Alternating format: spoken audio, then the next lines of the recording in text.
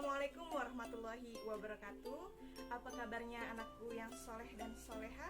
Semoga semua dalam keadaan sehat walafiat ya. Bagaimana? Sudah siap belajar untuk hari ini? Ya, setelah kemarin kita sudah mempelajari materi mengenai puisi rakyat, pada hari ini kita akan mempelajari materi selanjutnya mengenai cerita fabel. Nah, pernahkah kalian mendengar sebuah cerita atau diceritakan tentang sebuah kisah yang mana tokoh-tokohnya itu berupa binatang? Ataukah kalian pernah membaca sebuah kisah atau cerita mengenai tokoh binatang tersebut, tapi perilakunya menyerupai manusia? Ya, benar. Itulah yang dinamakan dengan cerita fabel. Apa sih pengertian dari fabel itu? Kemudian, bagaimana sih ciri-ciri dari cerita fabel? Dan apa saja jenis dari cerita fabel? Kemudian, bagaimana struktur teksnya dan juga unsur kebahasaannya? Untuk itu, mari kita simak penjelasan berikut ini. Fabel merupakan jenis dongeng yang menggunakan hewan sebagai tokoh cerita untuk menggambarkan watak dan perilaku manusia. Dalam fabel, tokoh hewan dapat bercakap-cakap dan bertingkah laku seperti manusia. Isi fabel biasanya mengandung pendidikan moral dan budi pekerti. Secara umum, fabel memiliki ciri-ciri sebagai berikut. Yang pertama, tokoh utamanya adalah binatang. Yang kedua, alur ceritanya sederhana. Yang ketiga, cerita singkat dan bergerak cepat. Yang keempat, karakter tokoh tidak diuraikan secara terperinci. Yang kelima, gaya penceritaan secara lisan. Yang keenam, pesan atau tema kadang-kadang dituliskan dalam cerita. Dan yang ketujuh, pendahuluan sangat singkat dan langsung. Jenis-jenis fabel. Yang pertama, fabel ditinjau dari pemberian watak dan latarnya. Dibedakan menjadi fabel alami dan fabel adaptasi. Fabel alami menggunakan watak tokoh binatang seperti pada kondisi alam nyata, misalnya kura-kura. Di dunia nyata, watak kura-kura adalah lambat. Jadi, di dalam fabel, kura-kura juga diberi watak lambat. Selanjutnya yaitu jenis fabel adaptasi. Fabel adaptasi adalah fabel yang watak tokohnya tidak sesuai kenyataan. Misalnya, siput yang kenyataannya lambat, namun dalam fabel siput tersebut diberi watak tangkas, cepat, dan gesit. Selanjutnya, jenis fabel jika dilihat dari ada atau tidaknya pesan. Yang pertama, fabel dengan koda. Fabel dengan koda yaitu fabel yang menampilkan pesan secara eksplisit atau jelas di akhir cerita. Yang kedua, fabel tanpa koda.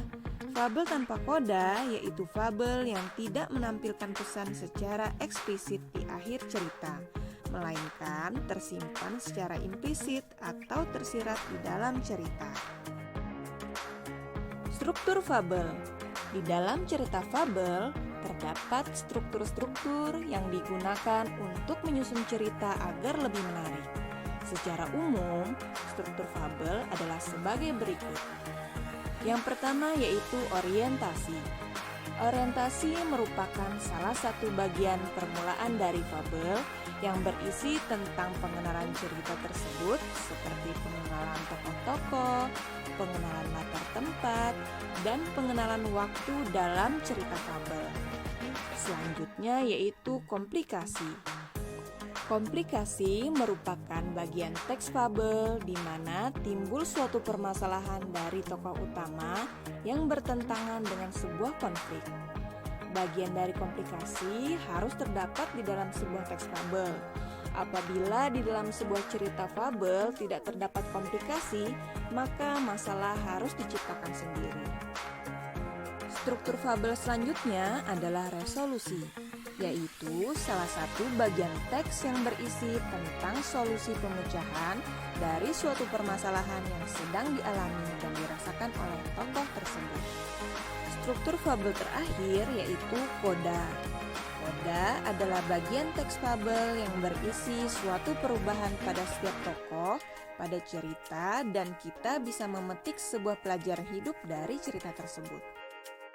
Unsur kebahasaan fabel. Kaidah kebahasaan atau unsur kebahasaan adalah ciri-ciri berdasarkan dari bahasa yang digunakan pada sebuah teks cerita fabel. Unsur kebahasaan pada teks cerita fabel adalah sebagai berikut. Yang pertama yaitu kata kerja. Kata kerja disebut juga verba. Verba merupakan kata yang mengandung makna dasar perbuatan, proses, atau keadaan yang bukan sifat. Selanjutnya yaitu penggunaan kalimat langsung.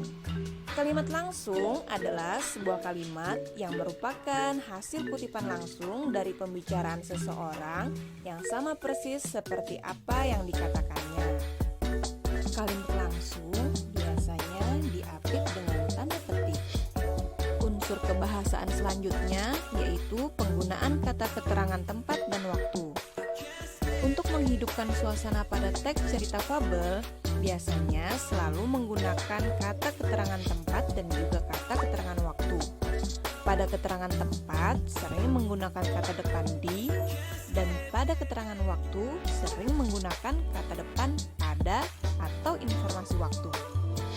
Dan unsur kebahasaan cerita fabel yang terakhir adalah penggunaan kata hubung lalu, kemudian, dan akhirnya. Kata lalu dan kemudian mempunyai arti yang sama. Kata-kata tersebut sering digunakan sebagai kata penghubung antar kalimat dan juga sebagai penghubung intra-kalimat. Berbeda dengan kata akhirnya yang sering digunakan dalam penyimpulan serta pengakhiran informasi pada paragraf maupun pada teks, baik itu teks cerita fabel ataupun teks cerita lainnya. Nah, itulah tadi penjelasan materi kita pada hari ini mengenai cerita fabel. Bagaimana? Sampai di sini sudah mengerti? Jikalau ada yang ingin ditanyakan, silahkan pertanyakan di kolom komentar. Sebelum Ibu mengakhiri video ini, jangan lupa di-subscribe dulu, kemudian di-like dan share supaya bermanfaat untuk kita semua. Kurang lebihnya, Ibu mohon maaf. Billahi taufiq wal hidayah. Wassalamualaikum warahmatullahi wabarakatuh.